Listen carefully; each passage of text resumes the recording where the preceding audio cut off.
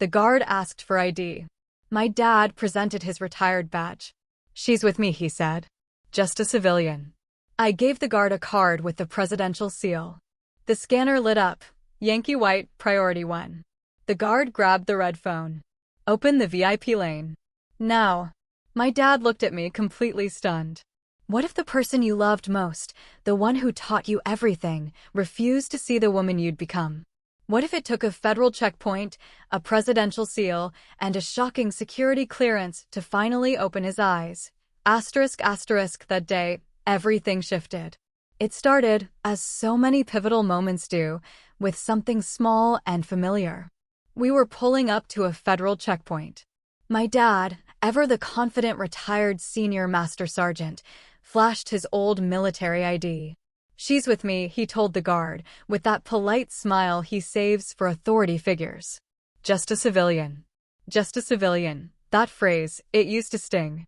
But this time, something felt different. I reached into my pocket, pulled out my own identification, and handed it over. It wasn't just any card. This one bore the presidential seal, issued for my assignment, for the work I did every single day. The scanner paused, humming for a beat. Then it flashed. Not green for approval, but a stark, undeniable red. "Yankee White, Priority 1. The guard's posture stiffened, his eyes wide. He didn't hesitate. He picked up the red phone, his voice hushed and formal, then swung open the VIP lane, the one reserved for the most important people. My dad just stood there, completely confused. His mouth opened, but no sound came out. "Major, ma'am," the guard said, handing my card back with both hands, palms open, a gesture of profound respect. "Your clearance is active. Let me escort you." That was the moment. The moment the world snapped into focus, not just for my father, but for me. But to understand what truly happened, we have to go back. Way back. The signs were always there, you know? Small things. Easy to miss if you weren't looking. But I was. I'd been looking for years. My dad retired from the Air Force after 22 years. Senior Master Sergeant. E8. That's not nothing. It's a rank that takes dedication, skill, and time. He was incredibly proud, and he absolutely should have been. He served well. He led airmen. He knew the system inside and out. Growing up, I memorized his ribbons before I knew multiplication tables. I could spot the difference between a meritorious service medal and a commendation medal from across a room.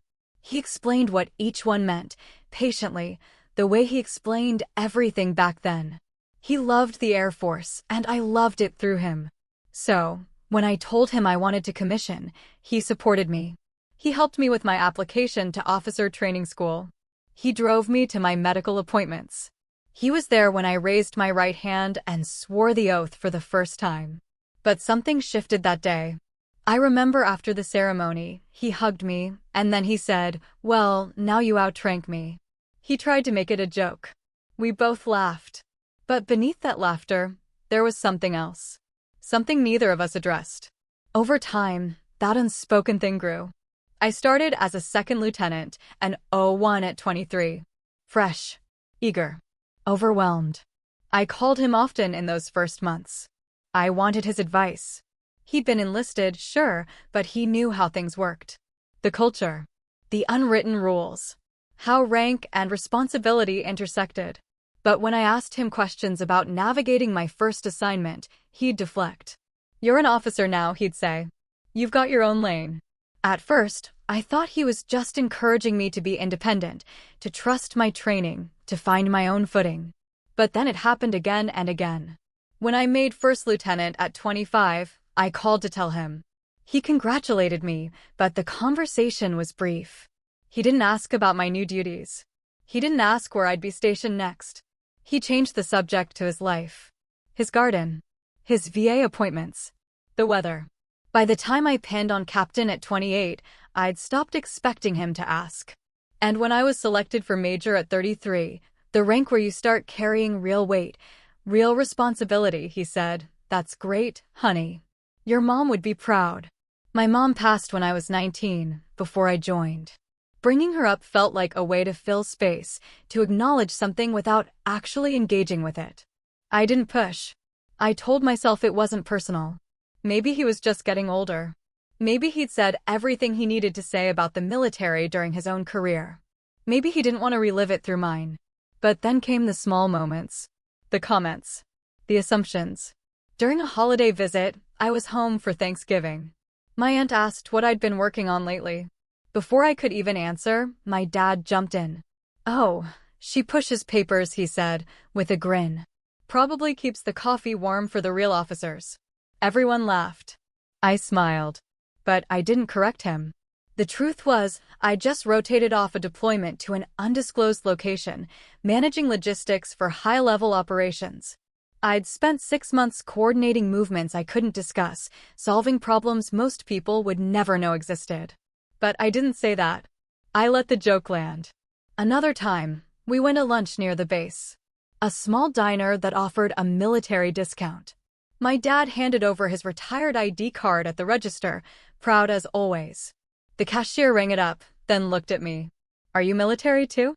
Before I could answer, my dad waved her off. "She's just a civilian today. She didn't bring her uniform." I was wearing my uniform. Blues, with the rank clearly visible on my shoulders. Gold oak leaves. Major. The cashier looked confused, but didn't press. I paid full price. Afterward, in the car, I said, "Dad, I was in uniform." He shrugged. "I know, but you don't need to make a thing of it every time." I didn't respond. I stared out the window and tried to understand what he meant. Did he think I was showing off? Did he think wearing my rank was some kind of performance? Or was it something else? Something deeper? I started noticing he never asked what I actually did. Not once. Not in any real way. When I mentioned a new assignment, he'd nod and say, "Sounds important." When I referenced a challenge, he'd say, "You'll figure it out." When I tried to share a success and commendation or recognition, a milestone, he'd say, "That's great," and move on. It wasn't hostility. It was absence.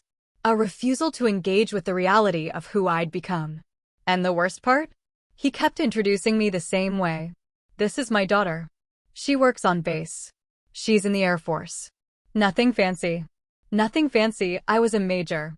I held a clearance most people didn't even know existed. I'd been entrusted with responsibilities that required years of vetting, evaluation, and trust. I'd earned my position through performance, not proximity. But to him, I was still figuring things out. He'd say it to relatives, to his friends, to strangers. At the VA, she's young, still learning the ropes. I was 33. I'd been in the service for more than a decade. The tension wasn't loud. It wasn't explosive. It was steady. Cumulative. A slow erosion of recognition. And then he asked me to take him onto a restricted base. "There's an event," he said. "Retirement ceremony for an old buddy of mine. I'd like to be there." "Sure," I said. "I can get you on." He smiled. "Good. They'll wave us through. I've still got my credentials." I didn't correct him. I didn't explain how it actually worked. I just said I'd meet him at the gate at 1,400 hours. The day came. We drove separately. I arrived first, parked, and waited by the visitor control center. He pulled up a few minutes later, confident, relaxed. "Ready?" he asked. "Ready." We walked toward the entry checkpoint together. The security barrier was clearly marked. Armed personnel. Vehicle inspection lanes. Strict protocol. SSGT Elias Ward was manning the gate. Young. Professional. Sharp. He stepped forward as we approached. My dad, still radiating the same pride he always carried, gestured toward me. "She's with me," he said. "Just a civilian." I said nothing. I reached into my pocket and handed SSGT Ward my identification card. The card with the presidential seal. SSGT Ward took the card, glanced at it, then ran it through the scanner. For a moment, everything was still routine. Then the scanner beeped. The screen flashed red. Yankee White Priority 1. Ward's eyes widened. Just slightly enough that I noticed. He straightened his posture, shifted his weight, and picked up the red phone mounted on the security podium. He didn't look at my dad. He looked at me. "Open the VIP lane." There was a brief pause on the other end. Then I heard the mechanical grind of the reinforced barrier sliding open, the lane reserved for flag officers, senior officials, and personnel with executive-level clearances. My dad turned to me, confusion flashing across his face. "What's going on?" SSGT Ward handed my card back with both hands, palms open. "The way you handle something valuable, something that commands respect." "Major, ma'am," he said, voice steady but formal. "Your clearance is active. I'll need to escort you through personally." My dad's mouth opened, but no sound came out. I took my card, slipped it back into my pocket, and met Ward's eyes. "Thank you, Staff Sergeant." He gestured toward the VIP lane. "Right this way, ma'am." I walked forward. My dad followed. Silent. Stiff. I could feel the weight of his stare on the back of my neck, but I didn't turn around. As we passed the line of waiting vehicles, civilians, contractors, lower clearance personnel, I heard someone mutter, "Who is that?" Ward didn't answer them. He stayed a respectful 2 steps behind me. Professional. Alert. We reached the inner checkpoint. Another guard snapped to attention as I approached. "Major," he said crisply. I nodded. He waved us through without hesitation. Only then did my dad speak. "Why didn't you tell me?" His voice was low. Not angry. Not hurt. Something in between. I kept walking. Steady pace. Eyes forward. "You never asked." The silence that followed was heavier than anything he could have said. We reached the parking area near the event venue. I stopped. Turned to face him. His expression was unreadable. Shock, maybe. Confusion. Something else he wasn't ready to name. "I don't understand," he said finally. "I know. You said you worked on base. You never said." "I told you I was assigned to executive support operations," I said calmly. "I told you I'd been vetted for high-level clearance. I told you I was working directly with senior leadership." He blinked. "You said you were doing administrative work." I said I coordinated logistics for senior command staff. "That's not the same thing." He opened his mouth to respond, then closed it again. He looked down at his retired ID card, still in his hand. E8. Senior Master Sergeant. A rank he'd worked 2 decades to earn. And I was an 04 Major, with clearance that put me in rooms he'd never see. I thought. He trailed off. "You thought what?" I asked, not unkindly, just directly. He didn't answer. I softened my tone. Just slightly. "Dad, I've been in the service for 12 years. I've held 4 different ranks. I've deployed 3 times. I've briefed colonels and generals. I've managed classified operations you'll never hear about. And in all that time, you never once asked me what I actually do." "You couldn't talk about it," he said, defensive now. "You always said it was classified. Some of it was. Some of it wasn't. But you stopped asking either way." His jaw tightened. I didn't want to pry. "It's not prying to show interest in your daughter's career." He looked away, toward the flight line in the distance. Jets taxiing. The steady hum of engines. The life he used to know. "I was proud of what I did," he said quietly. 22 years. I earned my stripes. I led good airmen. I did my job right. I know you did. And then you commissioned, and suddenly you were above me. Overnight. I let that sit for a moment. It wasn't overnight. It took 4 years of training and education before I even put on the uniform. You know what I mean. I did. I knew exactly what he meant. He'd spent 2 decades climbing the enlisted ranks. Every promotion hard-earned. Every evaluation scrutinized. Every leadership role a test of endurance and skill.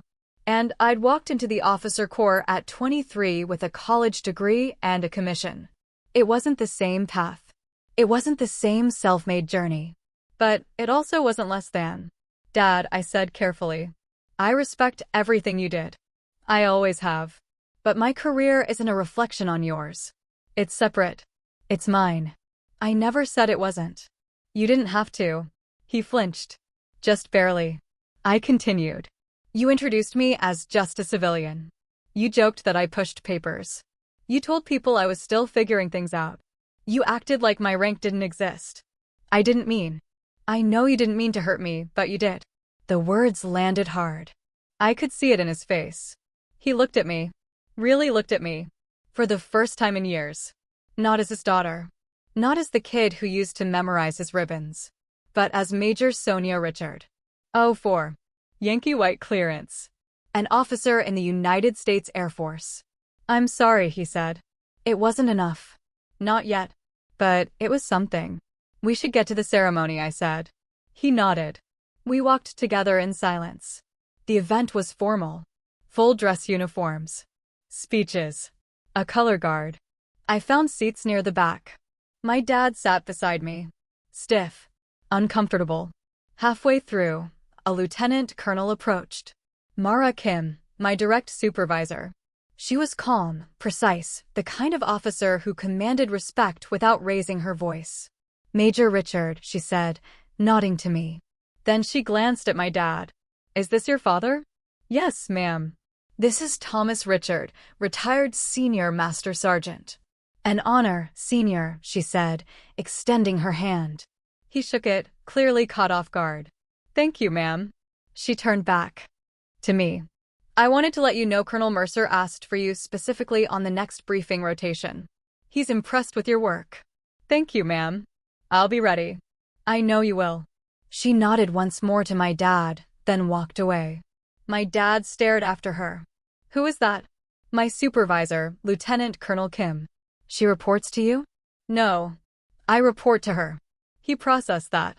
And this Colonel Mercer? Group Commander. Oh, 6. His face went pale. You brief colonels? Sometimes generals. He didn't respond. He just sat there, absorbing it. Recalibrating. The ceremony ended. People filtered out. My dad stood slowly, still dazed. As we walked back to the parking lot, he said, I didn't know. I know. I should have asked. Yes. He stopped walking, turned to face me. I'm proud of you. I wanted to believe him, but the words felt late. Reactionary. Thank you, I said. We reached his car. He unlocked it, but didn't get in. He stood there, keys in hand, looking at me like he was seeing me for the first time. Sonia, he hesitated. Can we start over? I considered that. Start over, like none of it happened? Like years of dismissal could be erased with good intentions? No, I said honestly. But we can start from here. He nodded slowly. Okay. I have to get back to work. Okay. I turned to leave, then stopped. Dad? Yeah. Next time you introduce me, use my rank. He swallowed hard. I will. I walked away. I didn't look back. The weeks after were quiet. My dad didn't call. I didn't reach out. It wasn't hostility. It was space. The kind of distance that lets things settle before they can be rebuilt. I threw myself into work. Coordinating schedules. Managing logistics for high-level briefings. Ensuring every detail was accounted for. The kind of work that required precision and didn't leave much room for distraction, which was fine by me. One afternoon, Lieutenant Colonel Kim stopped by my office. She didn't knock. She never did. Major, she said, leaning against the door frame. You've been putting in long hours. I glanced up from my screen. Just staying on top of things, ma'am. She studied me for a moment. Calm. Perceptive. The kind of officer who noticed what people didn't say. Everything all right? Yes, ma'am. You sure? I hesitated. Family stuff. Nothing that affects my work. I didn't say it was affecting your work. She stepped into the office and closed the door behind her. I'm asking if you're all right. I set down my pen. I'm fine, ma'am. Just navigating some things. She nodded. Your father. I shouldn't have been surprised. Kim was sharp. She'd probably picked up on the tension during the retirement ceremony. Yes, ma'am. He had a hard time with your rank? Something like that. She pulled up a chair and sat down. My father was enlisted, too. Army E7. When I commissioned, he stopped talking to me for 6 months. I blinked. 6 months. Yep. Wouldn't return my calls. Wouldn't come to my promotion ceremony. Finally, my mom made him sit down with me. Took another 3 months before things felt normal again. What changed? He saw me in action. I was deployed and he came to a unit event. Watched me brief a room full of senior officers. Watched them listen. Afterward, he said, I didn't know you could do that. And that fixed it? Not immediately, but it started the process. She leaned back. The thing about enlisted leadership is it's earned through time and experience. You prove yourself step by step. Officer leadership, especially at our level, comes with authority right out of the gate. That's hard for some people to accept. I didn't ask for special treatment. I know. And neither did I. But that doesn't change how they see it. She paused. Your father's pride isn't about you. It's about him. About what he thinks he should have been able to achieve. I can't fix that for him. No, you can't. But you can hold your ground. Let him come to terms with it on his own timeline. I nodded. I'm trying. Good. She stood. You're doing solid work, Richard. Don't let anyone, family included, make you doubt that. Thank you, ma'am. Later that week, I got a text from my dad. Give me a call when you get a chance. I didn't call back right away, not out of spite. I just needed to be in the right headspace first. When I finally did call, it was late after my shift. I was still on base, sitting in my car in the empty parking lot. He picked up on the second ring. Sonia, he said. About what you said. About seeing you. Okay. I don't think I have. Not really. I've been seeing who I expected you to be, not who you are. I didn't respond. I let him talk. I went to a luncheon last week. Veterans group. One of the guys mentioned you. Said his son works on the same base. Said you're the major assigned to the high clearance unit. I didn't know that came up. It did. And everyone was impressed. They asked me questions. What you do. How long you've been in. I realized I didn't know how to answer most of them. Because you never asked. Yeah, he said. I never asked. And that's on me. It is. He took a deep breath. I'm sorry, Sonia.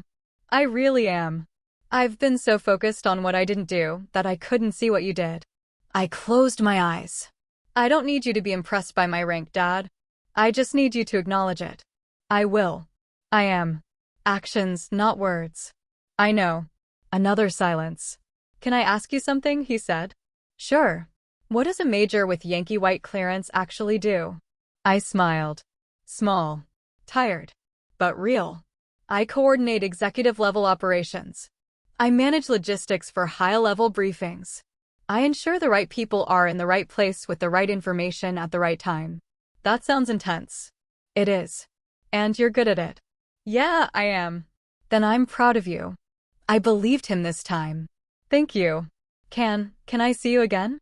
Maybe take you to lunch. I'd like that. Good. I'll call you next week. Set something up. Okay. Sonia? Yeah. I'm going to do better. I mean it. I know. We hung up. I sat in the car for a while longer, staring at the empty base around me. It wasn't resolution. Not yet. But it was movement. And sometimes, that's enough. 2 months later, my dad asked if he could visit me on base. Not for an event. Not for a ceremony. Just to see where I worked. I was surprised and cautious. You sure? I asked. It's not glamorous. It's mostly offices and secure spaces you won't be able to enter. I know. I still want to see it. Okay. I'll get you cleared. The paperwork took a week. Background check. Visitor access request. Authorization from my chain of command. When the approval came through, I called him. You're good to go. Meet me at the Visitor Control Center at 1000 hours on Saturday. 1000. Got it. Saturday morning, I arrived early, waited by the entrance. Watched him pull into the lot, park, and walk toward me. He was dressed neatly. Not a uniform. He hadn't worn one since he retired, but pressed slacks, a collared shirt, his Air Force veteran ball cap. Morning, he said. Morning. I led him through the visitor check-in process. He handed over his ID, signed the paperwork, received a temporary badge. Stay with me at all times. I said. Don't take photos. Don't discuss anything you see or hear outside this facility. Understood. We walked through the main gate, the same one where the scanner had flashed red months earlier. This time, the guards simply checked our badges and waved us through. My dad looked around, taking it in. The buildings. The people in uniform moving with purpose. The quiet hum of a functioning military installation. It's bigger than I expected, he said. Most bases are. I took him to the administrative building where my office was located. Not classified. Nothing sensitive. Just a workspace. He stood in the doorway, looking at my desk. The nameplate, Major Sonia Richard. The plaques on the wall. The commendations. The framed certificates. "This is yours?" he asked. "This is mine." He stepped inside slowly, like he was entering a museum. He read each certificate, each award, each recognition. "You got a Meritorious Service Medal. 2, actually. The second one's at home." He looked at me. "Your mom and I got one of those for our whole careers combined." "I know." He turned back to the wall. Quiet processing. After a moment, I said, "Come on, I'll show you the rest." We walked through the building. I introduced him to a few colleagues. Airmen. NCOs. Junior officers. Everyone addressed me the same way. "Good morning, ma'am." "Yes, Major." "Right away, Major." My dad listened. Watched. Absorbed. At one point, a captain approached. "Major Richard, do you have a moment? I need your input on the briefing schedule." "Of course." "Captain, this is my father, retired Senior Master Sergeant Richard." The captain extended his hand. "An honor, Senior. Thank you for your service." My dad shook his hand, clearly surprised. "Thank you, sir." We stepped aside to review the schedule. My dad stood nearby, silent, observing. When we finished, the captain nodded. "Thanks, ma'am. I'll adjust accordingly." He walked away. My dad looked at me. "You just told a captain what to do." I didn't tell him. I advised him. But yes, in this assignment, I coordinate schedules that affect officers at all levels. He shook his head slowly. "I didn't know." "I know." We continued the tour. I showed him the briefing rooms once he was cleared to see the conference spaces, the quiet corridors where decisions got made. By the time we finished, it was past noon. "Hungry?" I asked. "Yeah." We went to the base dining facility. I grabbed a tray. He did the same. As we ate, he said, "You carry a lot of weight here." "I do." "Does it get to you sometimes?" I knew what I was signing up for. He nodded. "I can see that now." "Can you?" "Yeah." He set down his fork. "I see the way people look at you. The way they listen when you talk. The respect you've earned." He paused. "I see you, Sonia." "I really do." I believed him. After lunch, we walked back to the parking lot. He stopped by his car, turned to me. "Thank you for letting me see this." "Of course." "I mean it. I needed to see it to understand." "I know." He hesitated. "I want to do better. Be better as a father. Then ask me questions. Show interest. Don't assume." "I will." "Good." He opened his car door, then stopped. "Sonia." "Yeah." "I'm proud of you." I should have said it years ago, but I'm saying it now. "Thank you." He got in his car. I watched him drive away. And this time, when he left, it didn't feel like an ending. It felt like a beginning. 6 months later, we were back at a base checkpoint. Different base. Different assignment. Same routine. I was being reassigned to another high-clearance unit. My dad asked if he could drive up with me, help me move in. I said yes. We pulled up to the gate at 1,300 hours. A young airman stepped forward. Fresh face. Probably his first duty station. "IDs, please." I handed over my credentials. My dad handed over his retired card. The airman scanned mine first. The system beeped. "Clearance confirmed." "Major, welcome. You're cleared for entry." He looked at my dad. "And you, Senior?" My dad smiled.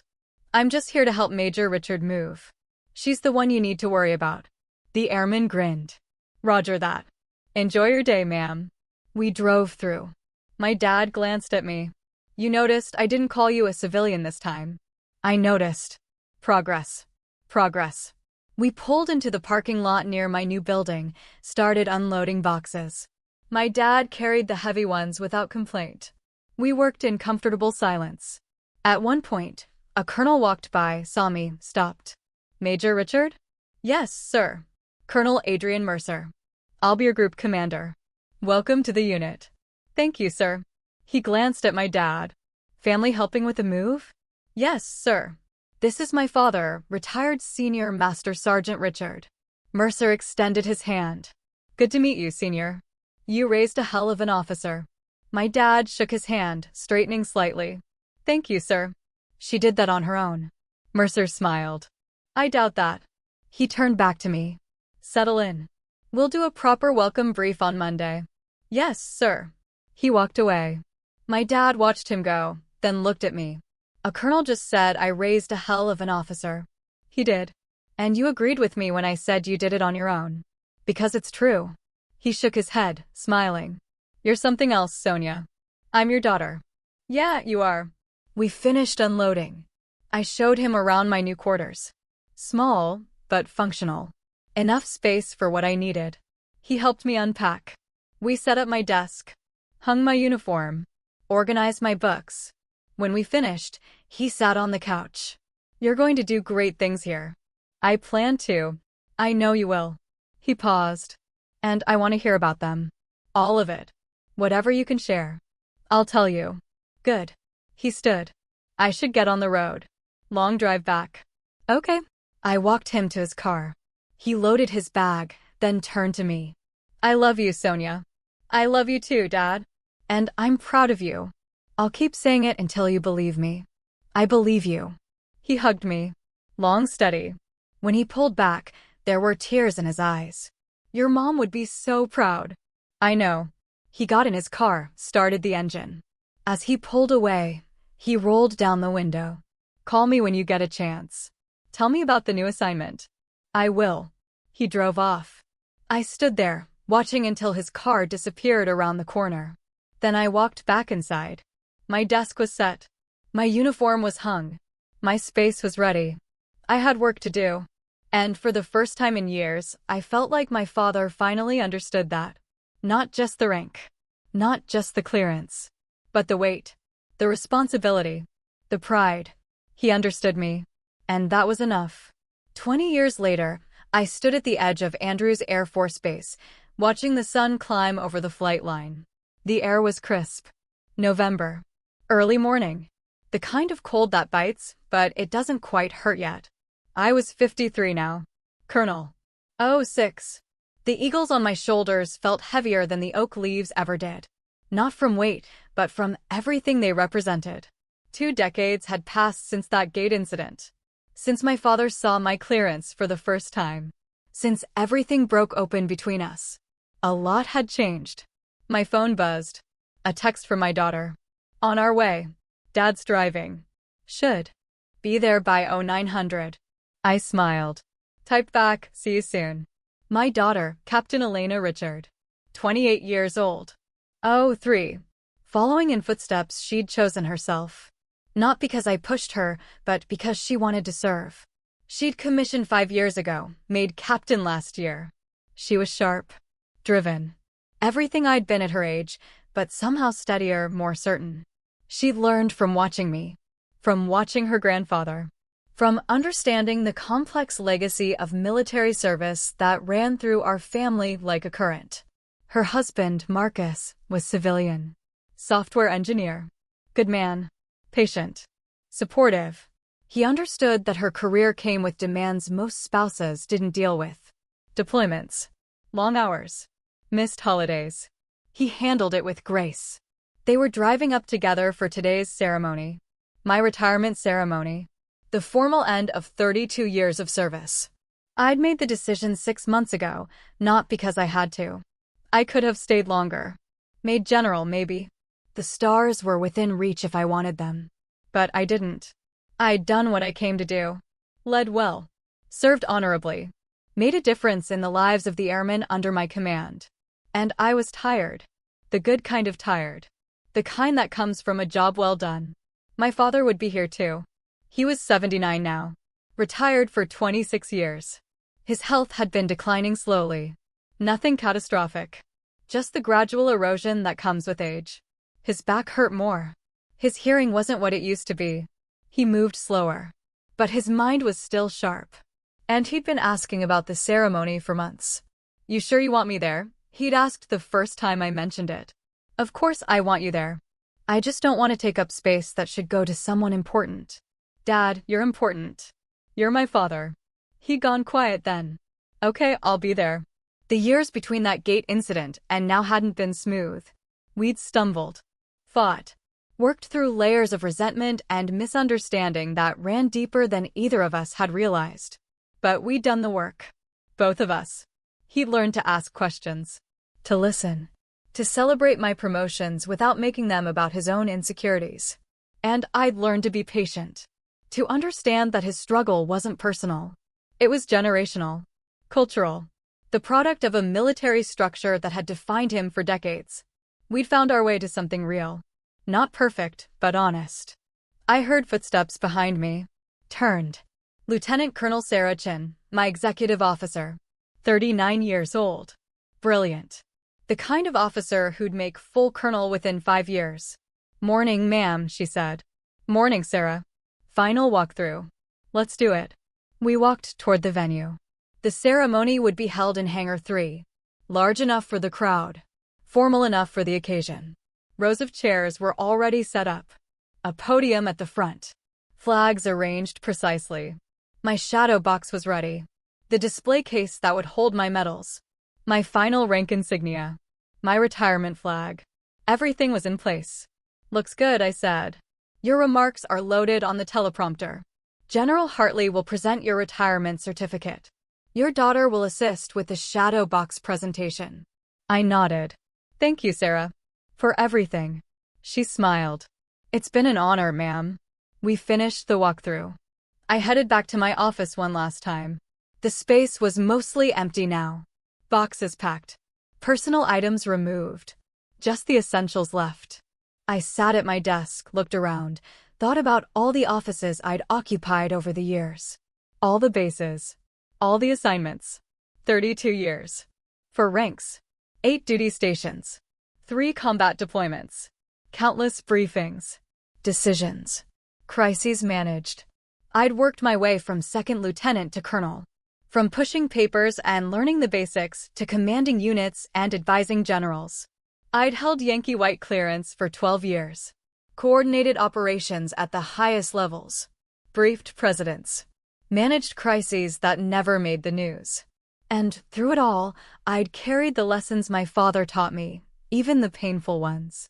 Details matter. Show up. Do the work. Lead by example. He'd given me that foundation even when he couldn't see what I'd built on top of it. My phone rang. My father. Hey, Dad. Hey, kiddo. We just got to the gate. They're checking our IDs. Okay. Elena will meet you and bring you to the hangar. Sounds good. Traffic wasn't too bad. Good. I'll see you soon, Sonia. Yeah. I'm proud of you. I know I've said it 100 times, but I'm saying it again. I smiled. Thanks, Dad. We hung up. I stood, took one last look around my office, then walked out. The hangar filled quickly. Officers. Enlisted personnel. Civilians. Friends. Colleagues from across my career. I stood in the back, watching people arrive. Familiar faces, some I hadn't seen in years. Then I saw them. My father, moving slowly but steadily, leaning slightly on a cane. Elena at his side in her dress blues, looking sharp. Marcus next to her in a suit. Elena spotted me, waved. They made their way over. Hi, Mom. Hi, sweetheart. I hugged her. Then Marcus. Then my father. He looked older than I'd expected. Frielier. But his eyes were bright. You ready for this? He asked. As ready as I'll ever be. It's going to be a good ceremony. You've earned it. Thanks, Dad. Elena touched my arm. We should get you to the staging area. General Hartley is almost here. Okay. You guys find your seats. I'll see you after. They headed toward the front row. Reserved seating. Family. I walked backstage. Sarah was waiting. 5 minutes, ma'am. Got it. The ceremony began precisely at 1,000 hours. The color guard presented the flags. The national anthem played. Everyone stood. Then General Hartley took the podium. 2 stars. A career officer I'd worked with years ago. Respected. Fair. She spoke about my service. The assignments. The accomplishments. The impact I'd had on the force. It was surreal, hearing my career summarized in 5 minutes. 3 decades reduced to highlights. Then it was my turn. I walked to the podium, looked out at the crowd. Saw my father in the front row, eyes fixed on me. Elena beside him. Marcus. Friends. Colleagues. I took a breath. 32 years ago, I raised my right hand and swore an oath. I was 23. Fresh out of college. Nervous. Excited. Unsure of what I was getting into. I came from a military family. My father served 22 years as a senior master sergeant. He taught me what it meant to serve. To show up.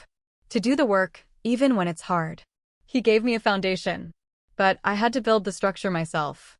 This career hasn't been easy. It's required sacrifice. Long hours. Missed birthdays. Deployments to places I couldn't name. Doing work I couldn't discuss. But it's also given me purpose. Community. The honor of leading some of the finest airmen this country has ever produced. I've made mistakes. I've had failures. I've learned hard lessons about leadership. About humility. About the weight of responsibility. But I've also had the privilege of serving at the highest levels, of coordinating operations that mattered, of making decisions that had real impact. And through it all, I've carried the values my father instilled in me: integrity, service, excellence. I looked directly at him. Dad, thank you for everything you taught me. For the example you set. For learning to see me, not just as your daughter, but as an officer. That meant more than you know. His eyes were wet. He nodded.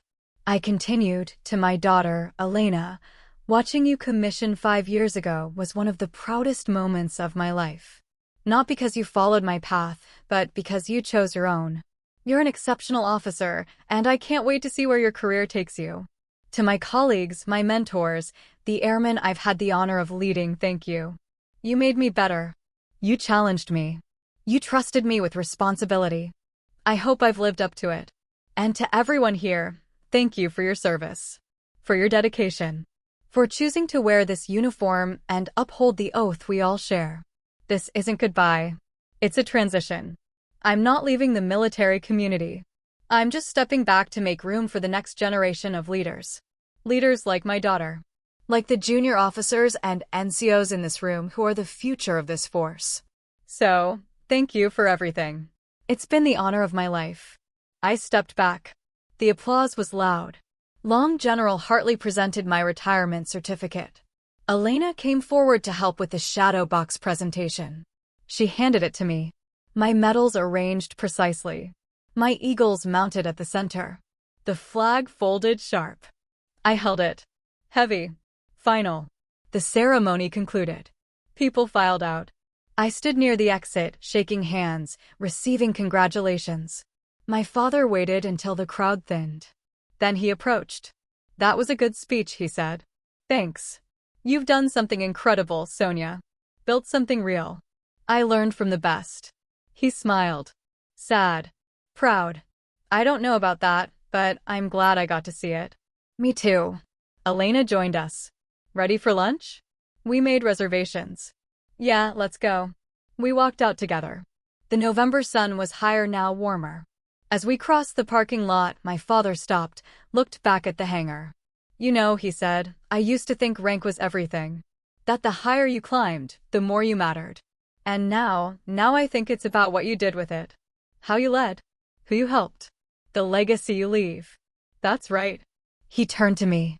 You left a good legacy, Sonia. So did you, Dad. We stood there for a moment. 3 generations. Senior Master Sergeant. Colonel. Captain. All of us connected by service. By the choice to wear the uniform. By the weight of the oath. Come on, Elena said. Let's eat. I'm starving. We got in the car. Marcus drove. Elena navigated. My father sat in the back with me. As we pulled away from the base, I looked out the window. Watched the flight line fade into the distance. Watched the jets taxi. Watched the airmen moving with purpose. I'd been part of that world for 32 years, and now I was leaving it. Not with regret. Not with bitterness. But with gratitude. I thought about the gate incident 20 years ago. The moment that changed everything between my father and me. At the time, it felt like an ending. Like something had broken that couldn't be repaired. But it wasn't an ending. It was a catalyst. It forced us to confront the distance between us. to acknowledge the resentment, to do the hard work of rebuilding. And we had. Slowly. Imperfectly. But genuinely. The years after were better. Not because the conflict disappeared, but because we learned to navigate it. To talk through it. To meet each other where we were, not where we wished we could be. He came to my promotion ceremonies. Asked about my assignments. Celebrated my successes without diminishing them. And I learned to appreciate his perspective. To understand that his struggle wasn't about me. It was about his own journey.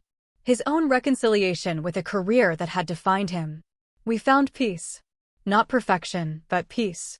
And when Elena commissioned, he was there. Front row. Proud. No jokes. No dismissals. Just genuine pride. You're going to do great things, he told her after the ceremony. I hope so, Grandpa. I know. You've got good examples to follow. He looked at me when he said it, and I knew he meant it. The restaurant was busy. We got a table near the window. Ordered food. Talked. Laughed. My father told stories from his time in service. Elena shared updates from her current assignment. Marcus talked about his work. It felt normal. Easy. Like a family that had found its rhythm. At one point, my father raised his glass. A toast to Colonel Sonia Richard. 32 years of exceptional service. And to the next chapter. We clinked glasses. Drink. What is the next chapter? Elena asked. I'm not sure yet, I said. Maybe teaching. Maybe consulting. Maybe just taking some time to figure out who I am without the uniform. You'll figure it out, my father said. You always do. Thanks, Dad. After lunch, we walked outside. The day was clear. Beautiful. My father pulled me aside. Can we talk? Just for a minute. Of course. We walked a little ways from the others, found a bench, sat down. I've been thinking about something, he said. What's that? That day at the gate. 20 years ago. I remember. I was ashamed that day. Not of you. Of myself. For not seeing what was right in front of me. I know, but it was the best thing that could have happened. Because it woke me up. Made me realize I was losing you. Not because you were drifting away, but because I was refusing to see you. We both made mistakes, Dad. Maybe. But I made more.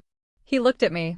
I want you to know these past 20 years, watching you rise, watching you lead, watching you become the officer you are, it's been the greatest privilege of my life.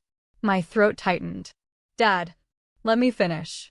He took a breath. I don't have a lot of time left. I know that. My body is slowing down. And I need you to know before it's too late that I'm proud of you. Not because of your rank. Not because of your clearance. But because of who you are. The integrity. The strength. The kindness. Tears stung my eyes. Thank you. You're the best thing I ever did. You, and the example I set that made you want to serve. That's my legacy, and I'm grateful for it. I hugged him. Long tight. When we pulled apart, his eyes were wet too.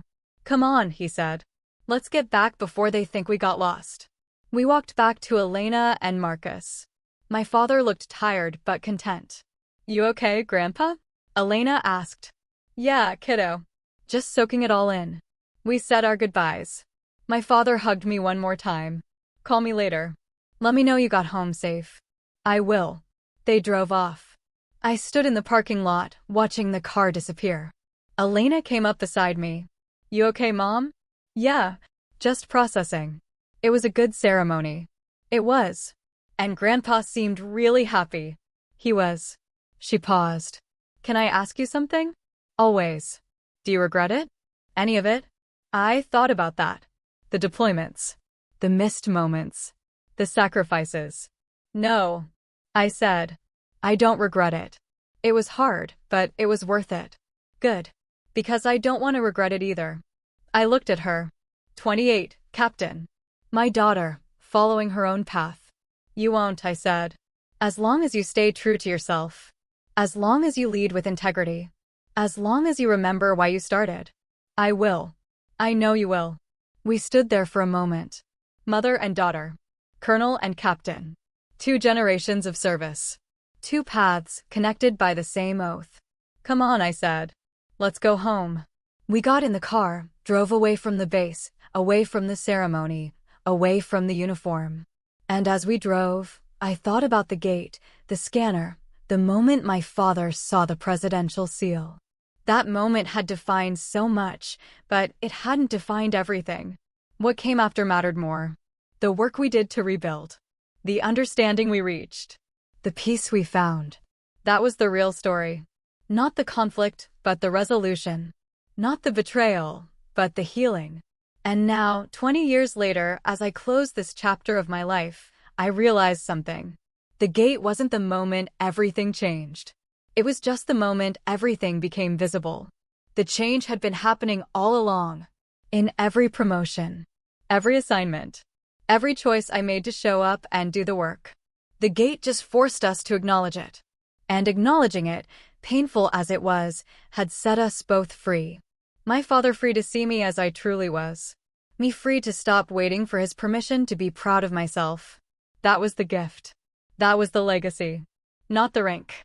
Not the clearance. Not the ceremony. But the understanding that respect isn't given. It's recognized. And I'd earned it long before that scanner flashed red. I'd earned it through service. Through leadership. Through the quiet, steady accumulation of excellence. And now, 32 years later, I could finally rest in that knowledge. I was Colonel Sonia Richard, and I'd served well. That was enough. More than enough. It was everything. So that's how everything shifted. Not with a fight, but with clarity. I stopped shrinking myself. And he finally had to see who I'd become. What about you? Have you ever had to stand up to someone who kept you in a version of yourself you outgrew? Did they change, or did you have to walk away? Drop your experience in the comments. Someone else might need to hear it. Asterisk, asterisk. And if you want more true stories about boundaries, respect, and owning your worth, make sure to like the video, subscribe, and turn on notifications. I'll see you in the next one. Asterisk, asterisk.